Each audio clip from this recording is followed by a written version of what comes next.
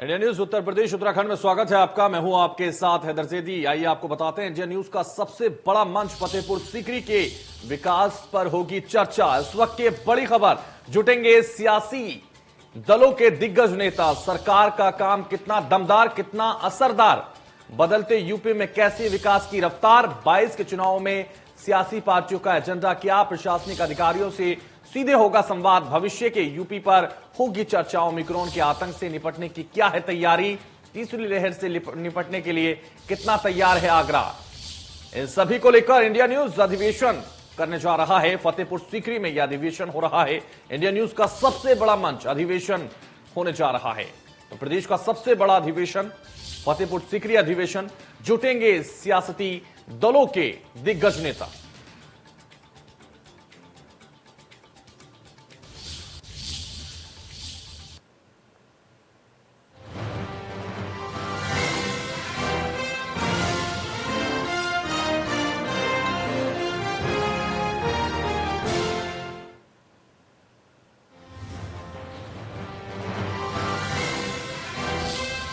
इस वक्त की बड़ी खबर का रुख करते हैं, आपको बताते हैं इस वक्त की बड़ी खबर, 22 के चुनाव में सियासी पार्टियों का एजेंडा क्या, प्रशासनिक अधिकारियों से होगा संवाद,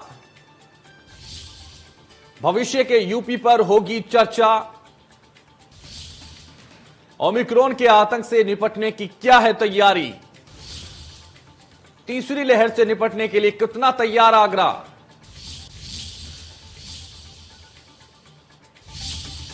तो 22 के चुनावों में सियासी पार्टियों का एजेंडा क्या है, प्रशासनिक अधिकारियों से होगा सीधे अधिवेशन के जरिए संवाद, सुबह 11 बजे से लगातार भविष्य के यूपी पर होगी चर्चा, ओमिक्रॉन के आतंक से निपटने की क्या है तैयारी, प्रदेश का सबसे बड़ा अधिवेशन, तीसरी लहर से निपटने के लिए कितना तैयार है आगरा।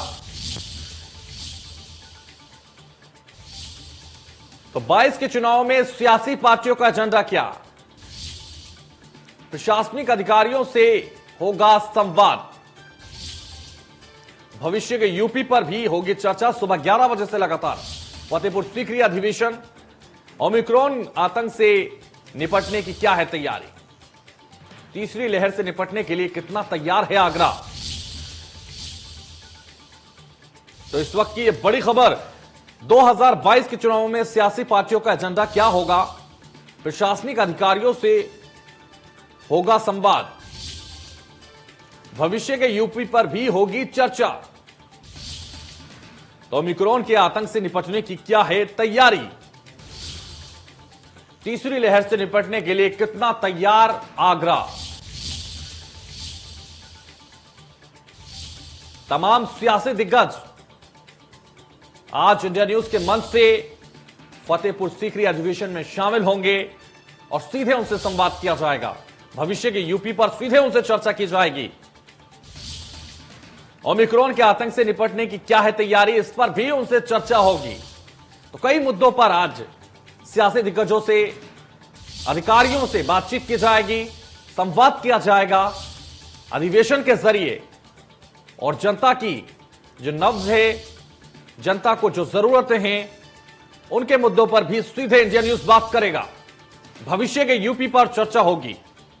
तो फतेहपुर सीकरी अधिवेशन में आगरा किस तरह से तैयार है, ओमिक्रॉन के आतंक से निपटने के लिए, तीसरी लहर से निपटने के लिए आगरा कितना तैयार है, इन सब मुद्दों पर भी बात की जाएगी और सीधे संवाद किया जाएगा इंडिया न्यूज के मंच से। 22 के चुनाव में सियासी पार्टियों का एजेंडा क्या है वो भी जाना जाएगा।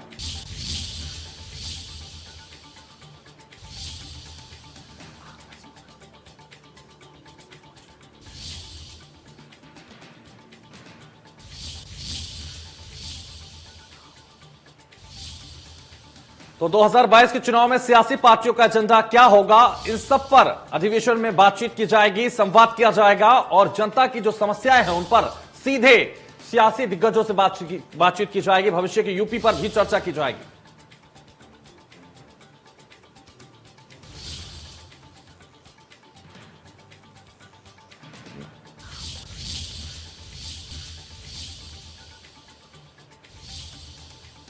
तो 22 के चुनाव में सियासी पार्टियों का एजेंडा क्या होगा, इन सब पर सीधे संवाद किया जाएगा अधिवेशन के जरिए,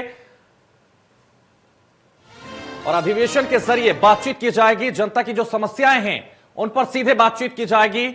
और अधिवेशन किया जा रहा है फतेहपुर सीकरी में। इंडिया न्यूज के द्वारा यह अधिवेशन आयोजित किया जाएगा। 11 बजे से लगातार यह अधिवेशन होगा और इसमें तमाम दिग्गज हमारे साथ जुड़ेंगे।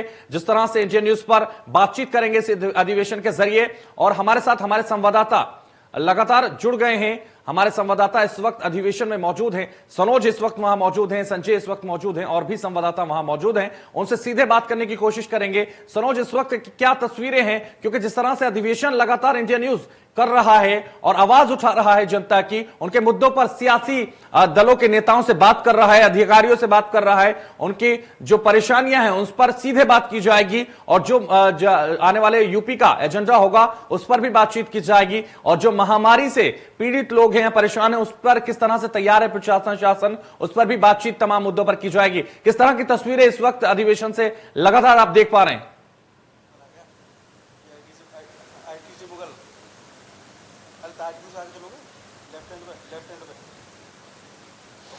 पासवर्ड एसटीडी और आईएसडी।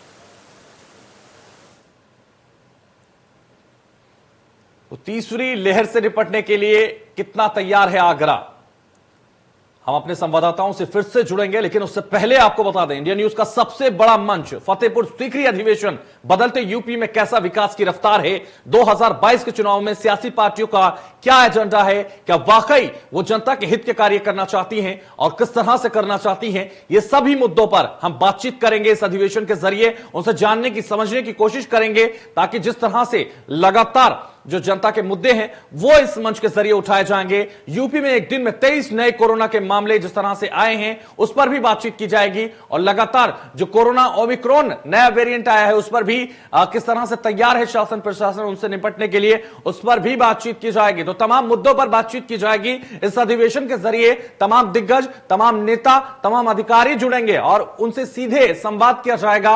इस अधिवेशन के जरिए उठाए जाएंगे वो मुद्दे जो जनता का सरोकार के मुद्दे हैं, जनता की परेशानियां हैं, वो सीधे उनसे बात की जाएगी, और उनका क्या एजेंडा है उस पर भी बातचीत की जाएगी। तो जिस तरह से तीसरी लहर को लेकर निपटने के लिए तमाम मुद्दों पर अधिवेशन के जरिए बात की जाएगी। तमाम दिग्गज आज अधिवेशन के जरिए जुड़ेंगे। इंडिया न्यूज का सबसे बड़ा मंच उत्तर प्रदेश के फतेहपुर सीकरी में अधिवेशन के जरिए आज तैयार है और उस पर बातचीत की जाएगी। तमाम दिग्गज उस मंच पर मौजूद होंगे और बताएंगे कि उनका एजेंडा क्या है। तमाम राजनीतिक दल एक साथ नजर आएंगे और बताएंगे कि किस तरह से वो इन सारी परेशानियों की जनता से निपटने के लिए तैयार हैं। तो हमारे संवाददाता लगातार वहां मौजूद हैं और हमारे साथ बने हुए हैं। सनोज, इस वक्त क्या तस्वीरें हैं, जिस तरह से लगातार ये अधिवेशन की तैयारी आप लोग कर रहे थे और लगातार इसमें जुटे हुए थे, अब इस वक्त क्या कुछ देख पा रहे हैं आप, और कितने दिग्गज आज जुड़ेंगे, किस तरह के मुद्दे आज होंगे?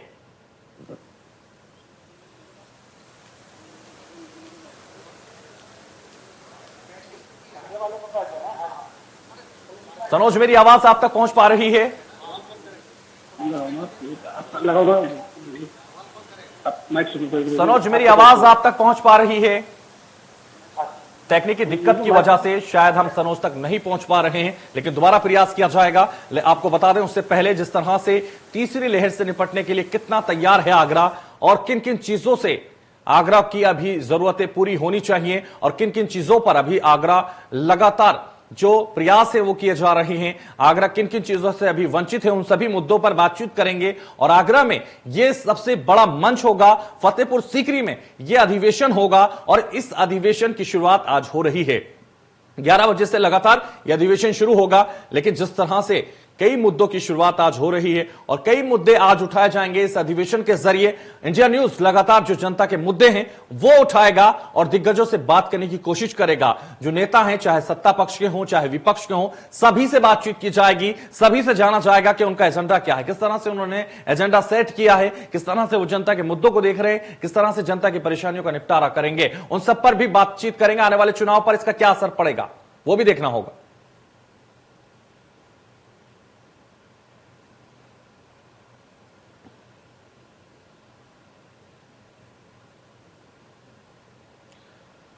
लगातार जिस तरह से फतेहपुर सीकरी अधिवेशन आज हो रहा है, इस अधिवेशन में तमाम दिग्गज आज जुड़ेंगे और उनसे बातचीत की जाएगी और सीधे संवाद किया जाएगा। जनता के मुद्दों पर सीधे बातचीत करेगा इंडिया न्यूज और उनसे जानने की कोशिश करेगा कि किस तरह से इन परेशानियों का निपटारा होगा, किस तरह से वो अपना एजेंडा सेट करके रखते हुए हैं और किस तरह से 2022 में वो आगे बढ़ेंगे, किस तरह से चुनाव लड़ेंगे। ये सभी मुद्दों पर इंडिया न्यूज आज उनसे अधिवेशन के जरिए बातचीत करेगा। हमारे संवाददाता हमारे साथ जुड़ गए हैं। सनोज इस वक्त वहां मौजूद हैं, संजय इस वक्त मौजूद है, अमित इस वक्त मौजूद हैं। सीधे सनोज से बात करते हैं। सनोज, क्या तस्वीरें इस वक्त बयां कर रहे हैं, क्योंकि लगातार जो तैयारी की जा रही थी अधिवेशन की, उसको लेकर लगातार आप लोग लगे हुए थे, और क्या नजर आ रहा है, कौन कौन आज जुड़ेगा, शुरुआत किस मुद्दे से होगी, कौन से मेहमान आज हमारे साथ रहने वाले हैं अधिवेशन में?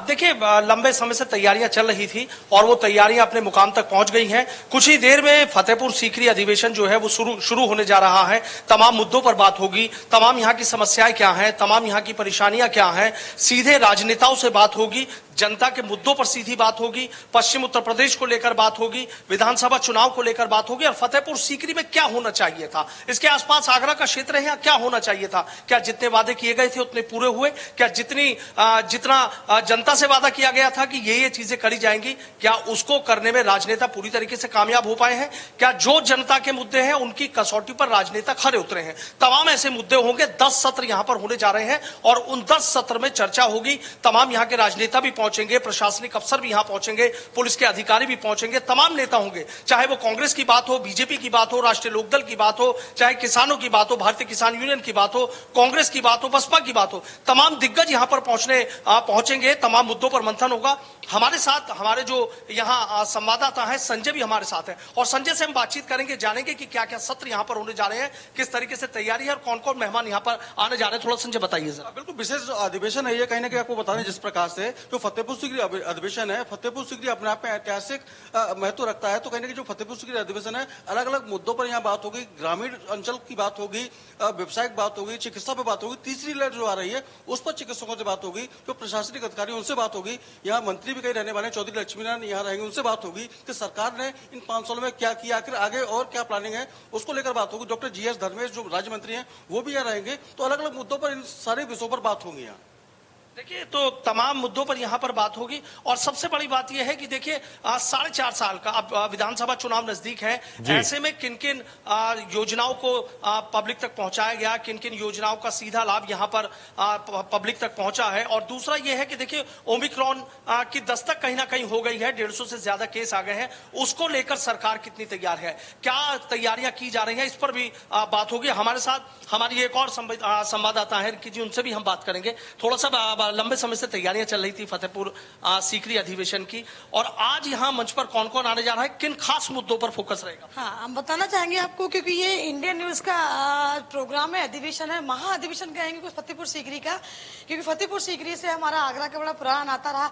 लेकिन वही बताना चाहूंगी आपको कि ये जो मंच है, यहाँ पे तरह तरह के रंग दिखाई देंगे, सारे पॉलिटिकल रंग होंगे। और वही बात करूंगी महिलाओं की, तो महिलाओं के लिए बेबी रानी मौर्य जी हमारे यहाँ पे चीफ गेस्ट के तौर पर रहेंगी यहाँ पे, और वो बताएंगे कि उत्तर प्रदेश में महिलाओं के लिए वो सरकार क्या करना चाहती है, क्योंकि ये जो सरकार है वो महिलाओं पे काफी काम कर चुकी है। तो मैं महिलाओं के लिए बताऊंगी, वो हमें आगे आके जानकारी भी देंगी। लेकिन आपको बताना चाहेंगे कि ये इंडियन न्यूज का वो मंच है जहाँ पे सभी रंग दिखाई देंगे, चाहे वो किसी कैसा भी रंग हो, चाहे वो पॉलिटिकल रंग हो या फिर आप ओमिक्रॉन के लिए बात कर लीजिए या सांस्कृतिक की बात कर लीजिए, सभी रंग दिखाई देंगे। और ज्यादा जानकारी के लिए हमारे साथ जुड़ रहे हैं मनोज जी है, और हाँ, हमारे संवाददाता मनोज और उनसे भी हम बात करेंगे। मनोज, देखिए तमाम मुद्दों पर चर्चा होगी, आप भी ग्राउंड जीरो पर रहते हैं, तमाम चीजें क्या वाकई जिस तरीके से पब्लिक के क्या क्या सवाल होंगे, पब्लिक ने सीधा कहा है, आपसे बात की है कि तमाम राजनेता आज इंडिया न्यूज के इस मंच पर पहुंचने जा रहे हैं कि हमारे ये सवाल रखिएगा, तो पब्लिक के क्या क्या ऐसे सवाल है? जी, निश्चित तौर पर सनुज जी मैं बताऊं आपको कि देहात आंचल में जितना भी जो विकास कार्य के लिए जो लोग तरस रहे हैं उसको लेकर भी तमाम यहाँ चर्चाएं होंगी। यहाँ तमाम ऐसे पदाधिकारी हैं जो भावी प्रत्याशी हैं, जो लाइन में लगे हुए हैं, पायलअप किए हुए हैं, आराम से वो अपने जो क्षेत्र है उसकी समस्याओं से भी रूबरू हो रहे हैं, जनसंपर्क लगातार कर रहे हैं, उसको लेकर भी यहाँ आज मंथन होगा। और मेन चीज एजुकेशन की व्यवस्था को भी लेकर यहाँ एजुकेशन के जो अधिकारी हैं वो यहाँ मौजूद रहेंगे, वो भी एजुकेशन से रिलेटेड जो भी नींव है, जो शिक्षा की जो नींव है उसको भी किस तरीके से ये बदहाल होती जा रही है, उसको लेकर भी यहाँ चर्चा की जाएगी। तो निश्चित तौर पर आगरा वासियों के लिए ये फतेहपुर सीकरी अधिवेशन एक मिसाल बनने जा रहा है। इंडिया न्यूज के तहत जो आगरा की लोगों की जो समस्याएं थी, मूलभूत समस्याएं थी, जो लंबे अरसे से चली आ रही थी, वो क्या बीजेपी सरकार में कंप्लीट हो पाई है या बीजेपी विधायक उनको कंप्लीट कर पाए या नहीं कर पाए? ऐसा क्या कारण रहा, ऐसा कौन सा रॉकेट साइंस था जो लंबे समय से अरसे से जो समस्याएं लंबित थी वो अभी तक पूरी नहीं हो पा रही? उस पर भी यहाँ मंथन होगा। और बिल्कुल यहाँ पर मंथन होगा। तमाम समस्याएं थी, तमाम परेशानियां थी, विधायकों का, सांसदों का, सबका रिपोर्ट कार्ड यहाँ पर रखा जाएगा। सीधे पब्लिक के सवाल होंगे, राजनेताओं को जवाब देने होंगे। और सबसे बड़ी बात यह है कि देखिए विधानसभा चुनाव नजदीक है। 2022 को लेकर बीजेपी ने पूरी ताकत झोंक रखी है। चाहे हम बसपा की बात करें, कांग्रेस की बात करें, राष्ट्रीय लोकदल, समाजवादी पार्टी गठबंधन की बात करें, तमाम नेता है सीधा कह रहे हैं कि बीजेपी के विजय रथ को रोकने में वो कामयाब हो पाएंगे और इस बार परिवर्तन होकर रहेगा। बीजेपी का सीधा कहना है काम इतना कर दिया। और जिस तरीके से हमारी संवाददाता भी बता रही थी कि महिलाओं को लेकर बात होगी, महिला सुरक्षा एक बड़ा मुद्दा है। सरकार दावा कर रही है कि महिलाओं की सुरक्षा में जितना सरकार ने काम किया उतना किसी और ने नहीं किया। और देखिए लड़कियों की जो अभी केंद्रीय कैबिनेट में फैसला लिया गया है कि लड़कियों की जो शादी की उम्र है वो 18 से 21 साल कर दी गई है। ये सबसे हॉट टॉपिक यहाँ पर रहेगा। हमारी संवाददाता रिंकी है, उनसे हम जानेंगे। रिंकी, बाकी आपने महिलाओं की बात की थी कि महिलाओं की बात होगी, तो मैं ये जानना चाहूंगा 18 से 21 साल की उनकी बात है। बेबी रानी मौर्य जी आ रही हैं, तमाम महिलाओं ने भी आपसे संपर्क किया था। क्या वो इस फैसले को लेकर सोचती हैं? तमाम राजनेताओं से क्या आज आप सवाल करें? क्योंकि 21 साल की जो उम्र का एक एज का रखा गया, 21 साल में लड़कियों को कुछ करने का मौका मिलेगा। 18 साल की उम्र में नाबालिग बालिग तो हो जाती है, लेकिन जैसे उनको कदम अपनी लाइफ में कुछ करने का होता है तो उससे पहले शादी गठबंधन बन जाती है। तो इस सरकार ने एक अच्छा कदम उठाने के लिए सोचा है कि 21 साल में वो एजुकेशन भी अपनी पूरी कर पाएंगी और आगे के लिए भी कुछ अपने जीवन के बारे में भी सोच सकती हैं। इसलिए ये कदम महिलाओं के लिए काफी अच्छा है, क्योंकि हमारे साथ काफी महिलाएं जुड़ी हुई थी और उन्होंने इस पर विचार भी किया, लेकिन इसको सराहा जा रहा है। ये कदम बहुत अच्छा है। और बेबी रानी मौर्य का भी कहीं ना कहीं कहना है कि ये सरकार ने जो कदम लिया बहुत अच्छा लिया और वो महिलाओं के प्रति काफी काम करना चाहती है और कुछ ही क्षणों में हमारे साथ मौजूद भी रहेंगी और आगे की वार्तालाप उनसे हम खुद कर लेंगे। आप लगातार इंडियन न्यूज आपको दिखाता रहेगा, लाइव आप देखिएगा, ये अधिवेशन लगातार लाइव दिखाएंगे। तो ज्यादा जानकारी के लिए हम और भी बात करेंगे। संजय जी हमारे साथ है, आप बताइए क्या यहाँ के जो चुनाव है उत्तर प्रदेश के, आगरा में राजनीतिक गढ़ माना जाता है, क्योंकि आगरा एक 9 विधायक है, 4 मंत्री हैं, तो एक ये हब है, ये हम इनको राजनीतिक गढ़ भी कह सकते हैं। यहाँ पे क्या है, कैसे तैयारियां हैं, आधी जानकारी हमारे संजय जी देंगे। तो मैं आपको बता दूं, जिस प्रकार से आगरा को कहीं ना कहीं ब्रज में देखा जाता है तो ब्रज में काफी मजबूत है बीजेपी। आगरा में 9 के 9 विधायक बीजेपी के हैं। इससे पहले 2007 की बात की जाए तो उसमें बसपा के 7 विधायक थे, लेकिन इस बार तख्ता पलट गया 2017 में, तो कहने की 9 के 9 विधायक बीजेपी के। लेकिन कितना विकास कर पाए 9 विधायकों को रिपोर्ट कार्ड यहाँ रखा जाएगा, जो मंत्री रहे यहाँ काफी दिया गया आगरा को, तो उन्होंने क्या विकास कार्य किया उसको लेकर बात होगी। अलग अलग विषयों पर चर्चा होगी। यहाँ जो चिकित्सा पद्धति है उसको लेकर चर्चा होगी, क्योंकि आगरा कहीं ना कहीं एक बड़ा सेंटर रहा है यहाँ कोविड काल में, किस प्रकार से उभरा, उसके बाद तीसरी लहर को लेकर क्या तैयारी, वो बात होंगी। अब सोनू जी के पास जाएंगे, सोनू जी से बात करेंगे। हाँ संजय, यही आपसे मैं यही जो सवाल आपने कहा कि 9 विधायक, आप यहाँ बता रहे हैं कि 9 विधायक हैं, आपको लगता है जितना आगरा फतेहपुर सीकरी में विकास होना चाहिए था, एक टूरिस्ट हब के तौर पे पहचान है, यहाँ पर तमाम देश ही नहीं विदेश से भी लोग आते हैं, आपको लगता है कि कोरोना काल के बाद बहुत तेजी से स्थिति बदली है या जितना विकास कहा गया था उतना विकास हुआ है यहाँ पर? बिल्कुल, विकास की बात की जाए तो कहीं ना कहीं जितना विकास होना चाहिए था, 9 के 9 विधायक हैं, मंत्री हैं, दोनों सांसद यहाँ हैं, जो होना चाहिए था वो शायद इतना नहीं हो पाया, क्योंकि जिस प्रकार से पर्यटन नगरी की बात की जाती है, आगरा पर्यटन नगरी है, तो पर्यटन के लिए जो होना चाहिए था वो अभी तक नहीं हो पाया। पर्यटन व्यवसायी नाराज हैं, कहीं ना कहीं वो कहते हैं कि जो विकास होना चाहिए था, रात को पर्यटक यहाँ रुके, उसको लेकर प्लानिंग होनी चाहिए, वो प्लानिंग अभी तक नहीं हो पाई। उसको लेकर कहीं ना कहीं पर्यटक व्यवसायी जो लगातार आवाज उठाते आए हैं वो नहीं हो पाया। आगरा के जो मेन मुद्दे थे, बैराज मुद्दा था, स्टेडियम मुद्दा था, हाईकोर्ट खंडपीठ मुद्दा था, वो शायद कहीं घुल कर रह गया, नहीं हो पाया वो। देखिए कहीं ना कहीं हाईकोर्ट बेंच की बात ये कर रहे हैं, तमाम मुद्दों की बात कर रहे हैं। आज सीधा राजनेताओं से सीधा जवाब तलब होगा, सीधी पब्लिक सीधे सवाल करेगी कि आखिर जिस तरीके से वोट दी थी, जिस तरीके से उम्मीद जताई थी, आखिर राजनेता उतने उम्मीदों पर खरे उतरे या नहीं उतरे। रिंकी से एक बार फिर हम बात करेंगे। रिंकी, आपसे एक चीज जानना चाहूंगा, महिलाओं की आप बात करेंगे, लगातार महिलाओं की खबरें आप करती रहती हैं, उनकी क्या परेशानियां हैं, क्या उनकी समस्याएं हैं, आपको लगता है कि पिछले 5 साल में वाकई महिलाओं के लिए बहुत कुछ हुआ, चीजें बदली, आज ये भी यहाँ एक मुद्दा होने जा रहा है? हाँ जी, मैं वही बात करूंगी। क्योंकि अगर चुनाव आ चुके हैं और कहीं ना कहीं कांग्रेस का घोषणा पत्र भी जारी हो चुका है, जिसमें उन्होंने कहा कि 40% महिलाओं की दावेदारी रहेगी। तो बीजेपी सरकार भी किसी से कम नहीं है, वो भी महिलाओं को आगे लाना चाहती है। और शायद यही वजह है कि उत्तर प्रदेश में बेबी रानी मौर्य को, पूर्व राज्यपाल जो वहां की उत्तराखंड की थी, उनको इस्तीफा तुरंत देना पड़ा और एक नया चेहरा उतारने की कोशिश बीजेपी लगातार कर रही है, क्योंकि महिला भी है और प्लस एक दलित वोट को भी, दलित चेहरा भी है, तो ताकि एक चेहरा भी भारतीय जनता पार्टी तरफ से उभारा गया है। और रही बात महिलाओं को, तो महिलाएं हर फील्ड में अपना अव्वल तो रही हैं। आप जान सकते हो कि मैं भी एक महिला हूं, तो महिला हर क्षेत्र में अव्वल तो रही है और कोशिश भी है कि सरकार भी इनको लगातार प्रोत्साहित कर रही है, उनको उठा रही है। महिलाओं का जो मान सम्मान है, उनका अभिमान है, कुछ करने की अपेक्षा है, वो सरकार उन्हें लगातार अपना योगदान कर रही है, क्योंकि उनकी चीजों को दबाना सरकार के बस में अब नहीं है। और कांग्रेस ने भी 40% महिलाओं की दावेदारी की उन्होंने घोषणा पत्र में जारी कर दिया। हालांकि प्रियंका जी का भी नारा है कि नारी हूं, लड़ सकती हूं। मैं ये कहूंगी दोबारा कि अब अभी याद क्यों आया? नारी तो बहुत टाइम से थी, वो अभी थोड़ी नारी है, नारी काफी टाइम से थी। अभी चुनाव के समय ही नारी क्यों याद आया कि लड़की हूं, लड़ सकती हूं? लड़की तो पहले से थी। तो यही सब चीजें मुद्दा है कि भारतीय जनता पार्टी भी इन सब पे काम कर रही है। चुनाव आ चुका है, आप जान सकते हो कि उत्तर प्रदेश में चुनाव 2 महीने बाद आने वाले, तो सभी पार्टियां जोर तोड़ डाली हैं। और महिलाएं हर क्षेत्र में आगे हैं।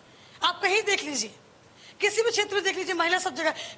प्रदेश अपने देश की प्रधानमंत्री भी महिला ही थी, इंदिरा गांधी को कहा गया।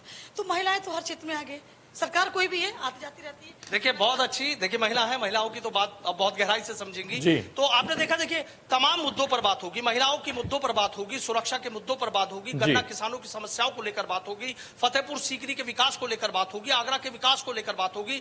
और ज्यादा जो फोकस रहेगा वो, चूंकि देखिए चुनाव है, 2022 का मिशन है, तमाम पार्टियां अपनी अपनी जीत का दावा कर रही है, तमाम पार्टियों ने यहाँ पर एक चक्रव्यूह रच दिया है बीजेपी को रोकने के लिए। क्या बीजेपी इस चक्रव्यूह को तोड़ पाएगी, या फिर जिस तरीके से तमाम पार्टियां दावे कर रही हैं, क्या वो अपने मकसद में कामयाब हो पाएंगी? जो बिल्कुल बिल्कुल, तो यही महत्वपूर्ण होगा सनोज जी, जिस तरह से आप लगातार बता रहे हैं और लगातार जिस तरीके से आप बता रहे हैं, वो वाकई देखना ये होगा, ये दिग्गज किस तरह के जवाब आज देंगे। तीखे सवाल सीधे जनता के हम उनसे करेंगे, इस अधिवेशन के जरिए आप लोग करेंगे, लेकिन कितना असरदार कौन होगा और कितना दमदार कौन होगा, आज ये भी इस अधिवेशन के जरिए हम बताने की कोशिश अपने दर्शकों को करेंगे। लेकिन सनोज जी, एक और सवाल यहां उठता है, जिस तरह से लगातार विकास की जो बात की जा रही है, क्या वाकई जो भारतीय जनता पार्टी ने विकास किया है उसके दम पर वो वापस रिपीट कर पाएंगे, या जो और सियासी दल हैं जो दावे कर रहे हैं उनके दावों में कितना दम होगा, इस पर भी सीधे सवाल आप करेंगे। लेकिन सबसे पहले सवाल मेरा यही है कि सेशन जो शुरू होगा, पहला सेशन, उसमें कौन मेहमान होंगे और किन मुद्दों पर उनसे शुरुआत की जाएगी? देखिए, जो हमारे यहाँ कुल 10 सेशन होंगे और 10 सेशन में अलग अलग मुद्दों पर बात होगी। हमारे संवाददाता संजय हैं। संजय, मैं आपसे जानना चाहूंगा किस अधिवेशन से शुरुआत होने जा रही है और खास सबसे पहले क्या होने जा रहा है? अब जो अधिवेशन की शुरुआत हो रही है, कहीं ना कहीं बेबी रानी मौर्य जो कि राष्ट्रीय उपाध्यक्ष हैं भारतीय जनता पार्टी की, उनसे शुरुआत हो रही है। महिलाओं की बात होगी और एक दलित चेहरा है उत्तर प्रदेश के लिए, उत्तराखंड की पूर्व राज्यपाल रही हैं, तो एक दलित चेहरा है, तो कितना वोट को मोबिलाइज कर पाती हैं उसको लेकर उनसे बात होगी। महिलाओं के लिए विशेष क्या करेंगी उसको लेकर बात होगी। तो इन कई सारे मुद्दों पर वहां से शुरुआत होगी। उसके बाद हमारे साथ एक व्यापारी जो मंत्री हैं, राज्य मंत्री, वो रहने वाले हैं, वो अपने व्यापारियों की बात करेंगे। व्यापारियों के लिए उन्होंने क्या किया, क्या आगे कर सकते हैं और किस प्रकार का पूरा प्लानिंग है, उसको लेकर पूरी बात होगी अभी। अच्छा, क्या और जो सेशन है वो रहेंगे, थोड़ा क्या बताइए? बताती हूँ मैं। आगरा के विकास की बात होगी, आगरा की महिलाओं की उसकी बात होगी और किसानों की बात होगी। जो हमारे लिए मुद्दा था किसान, हालांकि किसान अपने घर जा चुका है, लेकिन किसान हमारा अन्नदाता है, तो किसानों की बात होगी। आगरा की विशेष तौर से आगरा के विकास की बात होगी, क्योंकि चुनाव नजदीक है और क्या ओनली 20-25 दिन के विधायक रह चुके हैं, जो अब है पॉलिटिकल पार्टी है, वो 20-25 दिन की और है सत्ता में, तो जान लेते हैं कि अब वो किसके साथ दोबारा आना चाहते हैं। कुछ ना कुछ उनका मुद्दा तो रहेगा, विकास रहेगा, क्या रहेगा, ये सब चीजों पर बात होगी। और सेशन हमारे सारे ओमिक्रॉन की बात होगी, क्योंकि स्वास्थ्य की हिट है, फिट है, तो फिट तो होना बहुत जरूरी है। हमारे साथ डॉक्टर भी रहेंगे, हमारे साथ आगरा के सभी सामान्य जो सामाजिक तत्व हैं, सम्मानित लोग हैं, वो सब मंच पे इंडियन न्यूज लगातार आपको दिखाई देंगे और जो भी होगा सामने देखेगा, लाइव चलेगा। और एक अच्छा मंच दिया जा रहा है, आगरा ने अच्छा मंच दिया है, तो देखिए, बहुत अच्छा मंच दिया है और बेबी रानी मौर्य जो उपाध्यक्ष हैं, उनसे सेशन की शुरुआत होने जा रही है। यानी सबसे महत्वपूर्ण हमारे इस अधिवेशन में आज महिलाओं का मुद्दा रहेगा, लड़कियों का मुद्दा रहेगा। जिस तरीके से 18 से 21 साल की उम्र कर दी गई है, यहां से शुरुआत होगी। उसके बाद अलग अलग सेशन की व्यापारियों की समस्याएं क्या है, क्योंकि देखिए यहाँ के जो व्यापारी हैं वो लंबे समय से मांग करते आ रहे हैं कि उनकी सुविधाओं को, मूलभूत सुविधाओं पर उनका खास फोकस किया जाए। क्योंकि गन्ना बेल्ट है, पूरा पश्चिम उत्तर प्रदेश गन्ना बेल्ट है, पूरे देश का मुंह मीठा कराता है। लेकिन कहीं ना कहीं कभी कभी किसानों के मुंह में भी कड़वाहट हो जाती है कि कई बार उनका समय से गन्ना भुगतान नहीं होता है। लेकिन योगी सरकार जिस तरीके से दावा कर रही है कि किसानों के बकाए गन्ने का भुगतान उनकी तरफ से कर दिया गया है। जो किसान आंदोलन चल रहा था, कहीं ना कहीं बीजेपी को लग रहा था कि इस किसान आंदोलन की वजह से उसकी राह में, जो उसका विजन चल रहा है, उसकी राह में थोड़ी मुश्किलें हो सकती है। तो वो किसान आंदोलन अब वापस ले लिया गया है। तमाम किसान अपने घर पहुंच गए हैं। तीनों कृषि कानून वापसी ले लिए गए हैं। उसके बाद उत्तर प्रदेश में और खासकर पश्चिम उत्तर प्रदेश में कितनी स्थिति बदली, इस पर सीधे सवाल होंगे जनता के।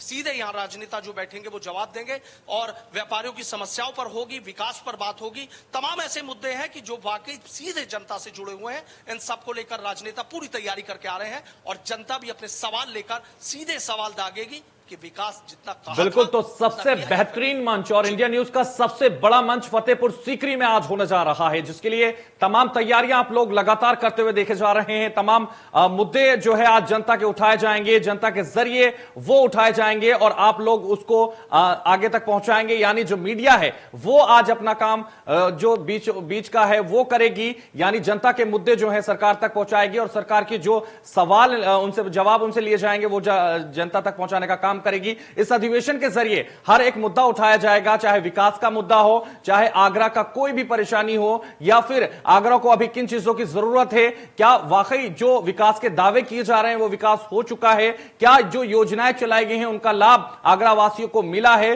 फतेहपुर सीकरी वासियों को मिला है, उन सब मुद्दों पर बात होगी। लेकिन क्या रहेगा एजेंडा 2022 बेहद महत्वपूर्ण और बेहद करीब है, इसलिए सबसे बड़ा मुद्दा यही रहेगा कि पार्टियों का एजेंडा क्या रहेगा, किस तरह से वो चुनाव लड़ेगी। जिस तरह से भारतीय जनता पार्टी की तरफ से यह कहा जा रहा है सनोज कि विकास के मॉडल पर ही चुनाव लड़ेंगे, और इसके अलावा लगातार दूसरी पार्टियों की तरफ से आरोप लगाए जा रहे हैं कि ईडी को लेकर ईडी भेजी जाएगी, सीबीआई भेजी जाएगी, आईटी भेजी जा रही है, और पार्टियों की तरफ से भी और सवाल उठाए जा रहे हैं। क्या वाकई जिस तरह से प्रियंका गांधी जान फूंकने की कोशिश कर रही हैं, आप कह रहे हैं पहला सेशन शुरू होगा, महिलाओं से यह पहला सेशन शुरू होगा और बेबी रानी मौर्य इसको शुरुआत करेंगी, उनसे सीधे सवाल होंगे, महिलाओं के सवाल होंगे, आप लोग करते हुए नजर आएंगे। क्या वाकई जिस तरीके से महिलाओं की जो परेशानियां हैं वो दूर हो चुकी हैं, या अभी प्रियंका गांधी जो लगातार कोशिश कर रही है महिला हूं, लड़की हूं, लड़ सकती हूं, उसको लेकर किस तरह का फायदा उनको होता हुआ नजर आएगा। तमाम सवाल वहां होंगे, तीखे सवाल आप लोगों के होंगे, जनता के होंगे, और सीधे जवाब देंगे जो जनप्रतिनिधि हैं, जो जिम्मेदार लोग हैं, जो दिग्गज हैं, जिन्हें उनका कार्यों का निर्वहन करना चाहिए, उन लोगों से सीधा सवाल आप लोग करेंगे। और जो इंडिया न्यूज कर रहा है उसकी सराहना करनी होगी, क्योंकि इंडिया न्यूज जिस तरह से यह कार्य कर रहा है, जनता के मुद्दे उठा रहा है, और ऐसे दौर में जब अलग अलग चैनलों पर अलग अलग चल रहा हो और हम लगातार जनता के मुद्दों पर लड़ाई लड़ रहे हैं, ये मुहिम चला रहे हैं कि जनता के मुद्दों पर बात की जाए और दिग्गजों को वो समझाया जाए कि जनता के क्या मुद्दे हैं, क्या परेशानियां हैं, आगरा की क्या दिक्कतें हैं, उन्हें दूर करने की बात इंडिया न्यूज करता हुआ आज नजर आएगा। बेहद सराहनीय पहल।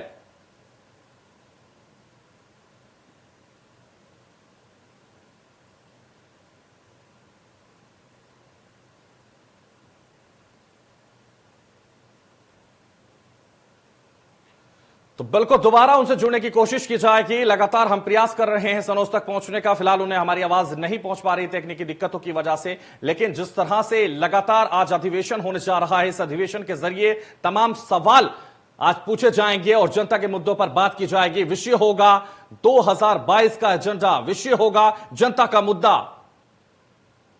तो लगातार सनोज हमारे साथ जुड़े हुए हैं। सनोज, जिस तरह से आज जो विषय होंगे, जनता का मुद्दा अहम होगा, महिलाओं का मुद्दा अहम होगा, विकास का मुद्दा अहम होगा, तीसरी लहर से निपटने के लिए कितना तैयार है आगरा, यह भी सबसे महत्वपूर्ण होगा, क्योंकि कोरोना भी बरकरार है और नए वेरिएंट के साथ तैयार है। तो ऐसे में इससे निपटने के लिए भी हमें तैयारियां करनी जरूरी होंगी।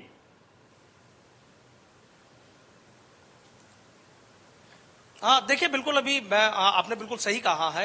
देखिए इंडिया न्यूज एक ऐसा मंच देता है जहां जनता सीधे राजनेताओं से सवाल पूछती है, और जनता सवाल क्यों ना पूछे, उन्होंने वोट दी है और वोट देने के बाद उनको विधायक बनाया है, मंत्री बनाया है। सीधा जनता के सवाल पूछने का जो सबसे बड़ा मंच देता है वो इंडिया न्यूज देता है, और आज फतेहपुर सीकरी में भी इंडिया न्यूज यही मंच जनता को भी उपलब्ध कराने जा रहा है, जहां जनता सीधे जवाब करेगी अपने राजनेताओं से, और इस मंच पर तीखे सवाल सीधे जवाब बिल्कुल होंगे। और जिस तरीके से आपने कहा, देखिए प्रियंका गांधी की आपने बात करी, लड़की हूं लड़ सकती हूं, इस नारे के साथ वो मैदान में उतर चुकी हैं, पूरी तरीके से कोशिश कर रही हैं कि कैसे भी हो कहीं ना कहीं उत्तर प्रदेश में कांग्रेस को संजीवनी मिल जाए। बहन जी हैं, लगातार एक एक करके तमाम सीटों पर जो प्रत्याशी हैं वो घोषित कर रही हैं। समाजवादी पार्टी और राष्ट्रीय लोकदल ने गठबंधन कर लिया है और कह रहे हैं कि जयंत और अखिलेश की जोड़ी इस बार परिवर्तन करके यूपी में दिखाएगी।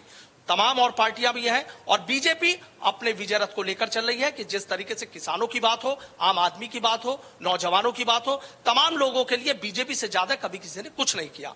अब इन बातों में कितनी सच्चाई है, इसको लेकर भी यहां पर सीधे सवाल सीधे जवाब होंगे। हमारी संवाददाता रिंकी मैं आपसे एक चीज जानना चाहूंगा कि वाकई देखिए जितना कहा गया था आगरा के लिए, क्या वाकई उतना हुआ है? और जिस तरीके से दूसरी लहर की बात करें तो जब दूसरी लहर आई थी, किस तरीके से यहाँ पूरे प्रशासन ने स्वास्थ्य महकमे ने एक मिसाल कायम की थी, कोई दिक्कत यहाँ पर ज्यादा नहीं होने दी गई थी, लेकिन अब फिर से ओमिक्रॉन की दस्तक हो रही है, 150 से ज्यादा केस आ चुके हैं। तो क्या वाकई इस पर भी सीधा सवाल होगा स्वास्थ्य महकमे से कि कितना स्वास्थ्य महकमा ओमिक्रॉन को लेकर तैयार है? देखिए, अगर हम बात करते हैं कोरोना की, तो पूरे देश की क्राइसिस था, सब जगह था। आगरा भी कहीं ना कहीं दौड़ में शामिल था, लेकिन आगरा उन सबसे कम उसमें था क्योंकि यहाँ ज्यादा हलचल नहीं थी। हालांकि मरीज सब जगह रही ओमिक्रॉन की, तो पूरा प्रशासन भी तैयार है, स्वास्थ्य विभाग भी तैयार है। लेकिन आप विकास की बात कर रहे हैं, तो विकास के लिए आगरा की जनता बिल्कुल तैयार नहीं, बिल्कुल नहीं हुआ है, क्योंकि यहाँ पे 9 विधायक और 4 मंत्री होने के बावजूद भी आगरा की सड़कें गड्ढा मुक्त नहीं है। अभी हमारे साथ जनता भी जुड़ेगी, हम उनसे डायरेक्ट सवाल भी लेंगे, वो अपनी पीड़ा रखेंगे। इंडियन न्यूज का मंच एक ऐसा है जो हर एक सामान्य वर्ग के आदमी की आवाज बनता है, हर किसी की पीड़ा की आवाज उठाता है, और कहीं ना कहीं नेताओं के बीच उनकी आवाज संदेश देने का काम करते हैं। तो आज हम भी यही करेंगे, हम जनता की सुनवाई भी करेंगे, पीड़ा भी उठाएंगे, क्योंकि जिस तरीके विकास की बात हो तो आगरा को उतना विकास तो नहीं मिला है जिस तरीके से आगरा को यहाँ राजनीतिक गढ़ माना जाता है, क्योंकि यहाँ 9 विधायक और 9 विधायक बीजेपी के हैं। भारतीय जनता पार्टी ने काम किया है, हम ये नहीं कह सकते काम नहीं किया, लेकिन इतना भी नहीं किया है कि जनता एकदम उनके लिए पगला जाए, सब कुछ ऐसा कुछ नहीं है। यहाँ की सड़कें गड्ढा मुक्त नहीं है। यहाँ पे अब महंगाई मुद्दा कुछ टाइम पहले था, महंगाई का मुद्दा बड़ा, सामान्य वर्ग के लोग अपने किचन से बहुत परेशान थे, गैस बहुत महंगी हुई है, सब्जियां बहुत महंगी हुई है, ओमिक्रॉन ने अपनी दस्तक दे दी है, तो समस्याएं तो है, हर जिले की समस्या है। आगरा में कहीं ना कहीं ये है, लेकिन महंगाई हर एक व्यक्ति को तोड़ रही है, चाहे वो व्यापारी हो, चाहे वो घर सामान्य वर्ग का व्यक्ति हो। महंगाई ने सभी की जान ले रखी इस समय। तो यही सब जानने के लिए हम राजनेताओं से डायरेक्ट बात करेंगे, संवाद करेंगे और पूछेंगे उनसे कि इस बार किस मुद्दे के साथ अपना ये टिकट मांगेंगे या जनता के बीच किस मुद्दे के साथ जाएंगे, क्योंकि जो बड़े बड़े वादे दावे करते हैं उन पर खड़े तो उतर नहीं पाए आज दिन तक। तो ये जानने की लगातार हम कोशिश करेंगे, और इंडिया न्यूज लगातार ये मुहिम चला रहा है जनता से जुड़ने की, और उनकी समस्याओं को राजनेता तक पहुंचाएगा। आगे जानकारी देने के लिए हमारे साथ और भी लोग हैं। देखिए बिल्कुल, देखिए ये अपने आप में एक बड़ी बात है कि यहाँ पर 9 विधानसभा सीटें हैं, और 9 विधानसभा सीटों पर बीजेपी के 9 विधायक हैं, 4 मंत्री हैं यहाँ पर। तो वाकई जिस तरीके से अभी इनकी ने कहा है कि उतना विकास नहीं हुआ जितना होना चाहिए था। अब हमारे संवाददाता संजय है, संजय से भी हम जानेंगे, वाकई संजय सड़कें गड्ढा मुक्त नहीं है, 9 विधायक 4 मंत्री, अपने आप में एक बड़ी बात है कि सरकार ने पूरा जिस तरीके से सरकार यहाँ कह सकते हैं 4 मंत्री और 9 विधायकों की, आपको लगता है उतना काम नहीं हुआ जितना होना चाहिए था? बिल्कुल सर, मैं आपको बता दूं जिस प्रकार से जो विकास होना चाहिए था वो नहीं हुआ। सबसे बड़ी था, आगरा पर्यटन नगरी है, तो पर्यटन नगरी के हिसाब से आगरा में ताजमहल है, फतेहपुर सीकरी है, विश्व से यहाँ लोग आते हैं, तो कहने की जो छवि है वो आगरा की छवि एकदम स्वच्छ होनी चाहिए थी। उस प्रकार की व्यवस्था यहाँ नहीं दिख रही है, जिस प्रकार से जो सड़क गड्ढा मुक्त होनी चाहिए थी वो नहीं दिख रही है। कहीं ना कहीं जो ताजगंज इलाका है वहाँ स्मार्ट सिटी का काम चल रहा है, सारी चीजें चल रही है, लेकिन मेट्रो भी यहाँ आई है, लेकिन कहीं ना कहीं जो विकास होना चाहिए तो पर्यटन व्यवसायी है वो खुश नहीं है, तो इस विकास का ऐसा कोई फायदा नहीं दिखता है कहीं ना कहीं।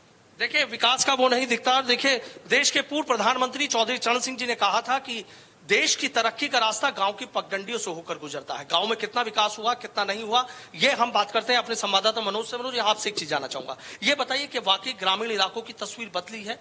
किसानों के बकाए गन्ने भुगतान, अगर यहाँ की हम बात करें तो वाकई बकाए गन्ने का भुगतान हो गया है, और ग्रामीण अंचल की अगर बात करें तो उतना विकास हुआ है, सड़कें मजबूत हुई हैं, पानी की समस्या दूर हुई है और बिजली की समस्या दूर हुई है। क्या वाकई लगता है कि ग्राउंड लेवल पर ग्रामीण इलाकों में भी काम हुआ है? जी, निश्चित तौर पर सनुज जी मैं बता दूं कि फतेहपुर सीकरी अधिवेशन है, और फतेहपुर सीकरी अकबर शहंशाह अकबर की राजधानी रही है। तो वहाँ कहीं ना कहीं पानी की समस्या इतनी विकराल है कि इसको लेकर अकबर बादशाह भी वहाँ से पलायन कर गए थे। तो वो पानी की समस्या जो लंबे कई दशकों से चली आ रही है, वो पानी की समस्या अभी भी तस्कीमस बनी हुई है। अगर किसानों की हम बात करें तो किसान बेसहारा जो आवारा जो पशु है, उनकी फसल की नुकसान को लेकर भी किसान बहुत आहत है। और किसान को जो एमएसपी पर जो दाम मिलने चाहिए, तो जो किसान आंदोलन पर एमएसपी कानून बनाने की जो बात कर रहे थे, उसको लेकर भी यहाँ चर्चा की जाएगी। उससे भी किसान बहुत परेशान है। मैं बता दूं कि ये जो फतेहपुर सीकरी अधिवेशन है, ग्रामीण अगर आंचल की हम बात करें तो ग्रामीण आंचल में 6 विधानसभाएं आती हैं, और जिसमें राष्ट्रीय लोकदल भी अपना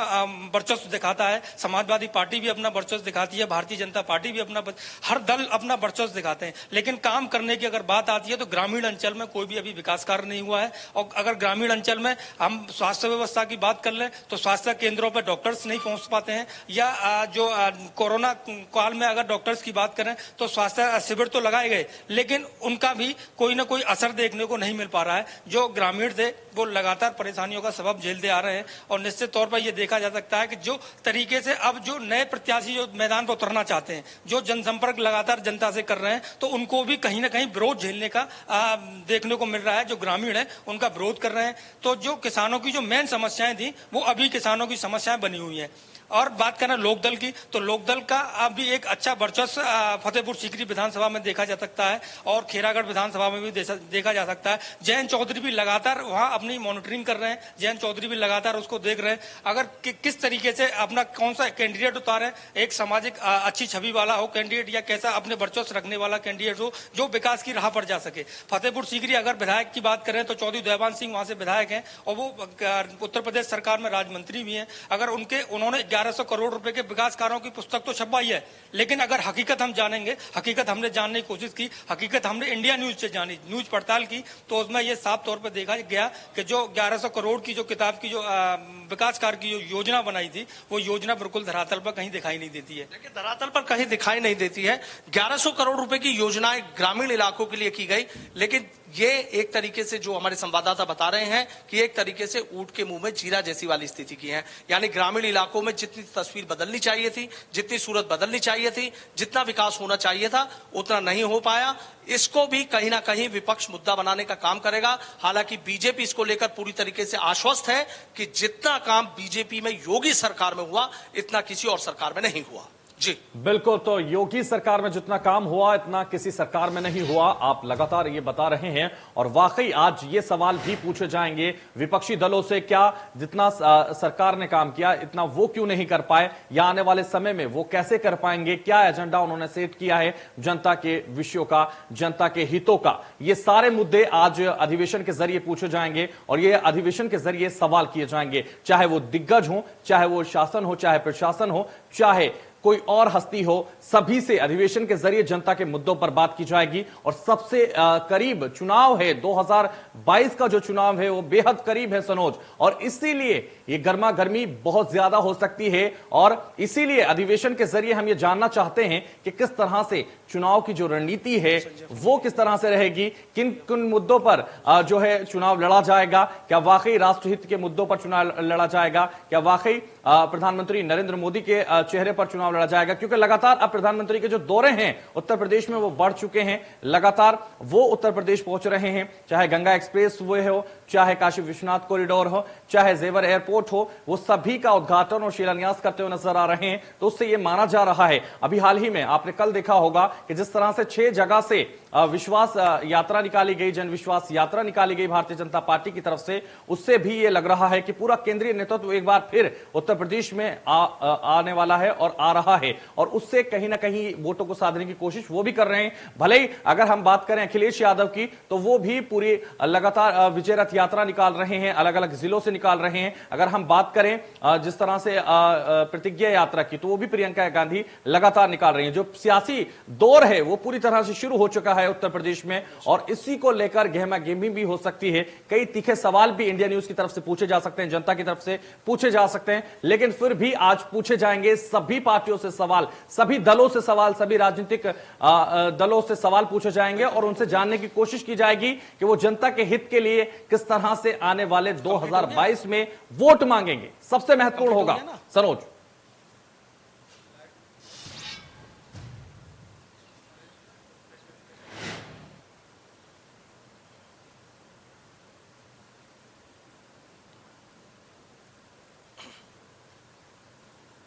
तो सनोज, मेरी आवाज आप तक पहुंच पा रही है? फिलहाल सनोज तक मेरी आवाज नहीं पहुंच पा रही है, लेकिन जिस तरह से अधिवेशन आज होने जा रहा है और इस अधिवेशन के जरिए इंडिया न्यूज ये मंच दे रहा है और जनता के मुद्दों को उठाने का काम कर रहा है, ये मुहिम लगातार चल रहा है इंडिया न्यूज। और फतेहपुर सीकरी अधिवेशन में जनता के मुद्दों पर सीधे दिग्गजों से सवाल होंगे। आज सुबह से ही यह अधिवेशन शुरू होने जा रहा है, लगभग 11 बजे से यह अधिवेशन शुरू हो जाएगा, और इस अधिवेशन के जरिए तमाम सवाल उठाए जाएंगे। तमाम दिग्गज इस मंच पर मौजूद होंगे और उनसे सीधे सवाल किए जाएंगे और सीधे वो जवाब देते हुए नजर आएंगे, क्योंकि जिस तरह से जनता के जो मुद्दे हैं, आगरा की जो परेशानियां हैं, उन पर सीधे सवाल करेगा इंडिया न्यूज और जनता के मुद्दों को उठाएगा इंडिया न्यूज। और इंडिया न्यूज के जरिए, इस अधिवेशन के जरिए लगातार उनसे जानने की कोशिश की जाएगी किस तरह से यह एजेंडा सेट किया गया है जिससे जनता का हित हो। सनोज लगातार हमारे साथ बने हुए हैं। सनोज, चूंकि लगातार चुनाव करीब है और ऐसे में जो यात्राएं हैं वो अब बढ़ चुकी हैं, चाहे प्रधानमंत्री नरेंद्र मोदी की यात्रा हो, अखिलेश यादव की यात्रा हो, या प्रियंका गांधी की यात्रा हो, या फिर किसी और पार्टी के नेता की यात्रा हो, लगातार ये यात्रा की जा रही है उत्तर प्रदेश की। और उत्तर प्रदेश में चुनाव करीब होने की वजह से हर पार्टी जमी हुई है उत्तर प्रदेश में, और केंद्रीय नेतृत्व कोई कमी नहीं छोड़ना चाहता। तो अखिलेश यादव भी लगातार रैलियों पर रैलियां कर रहे हैं, प्रियंका गांधी लगातार बैठकों पर बैठकें और रैलियों रैलियां, प्रतिज्ञा यात्रा लगातार करती हुई नजर आ रही हैं। ऐसे में अब यह देखना होगा कि 2022 में जनता किसको पसंद करती है। क्या वाकई जिस तरह से प्रधानमंत्री नरेंद्र मोदी, योगी आदित्यनाथ लगातार प्रयास कर रहे हैं, और जो कहा जा रहा है कि जितना कम वक्त में योगी आदित्यनाथ ने विकास किया है वो किसी और पार्टी ने नहीं किया, तो अब यह देखना होगा कि जनता उनको कितना पसंद करेगी। लेकिन आज जो सवाल होंगे वो सीधे होंगे, और सीधे इंडिया न्यूज के इस अधिवेशन के जरिए उनसे सवाल पूछे जाएंगे और जवाब वो देते हुए नजर आएंगे। और शुरुआत जिस तरह से आपने बताया बेबी रानी मौर्या से होगी, तो यह स्टेशन जो है बहुत मजेदार रहने वाला है, बहुत ही दमदार रहने वाला है, बहुत ही असरदार रहने वाला है, और सभी चैनलों को यह सीख देने वाला है कि वाकई जनता के मुद्दे अगर कोई पूछता है तो वो सिर्फ इंडिया न्यूज पूछता है। Sanoj,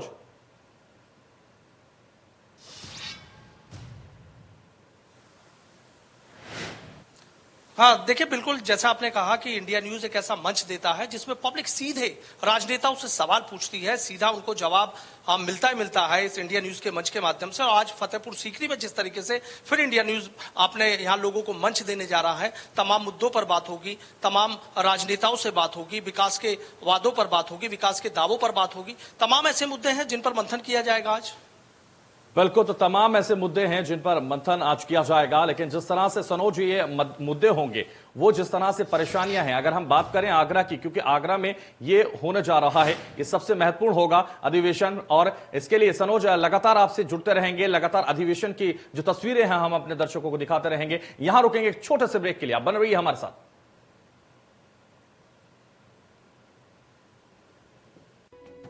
Associate sponsor, Style of Menswear by Chinar Plus.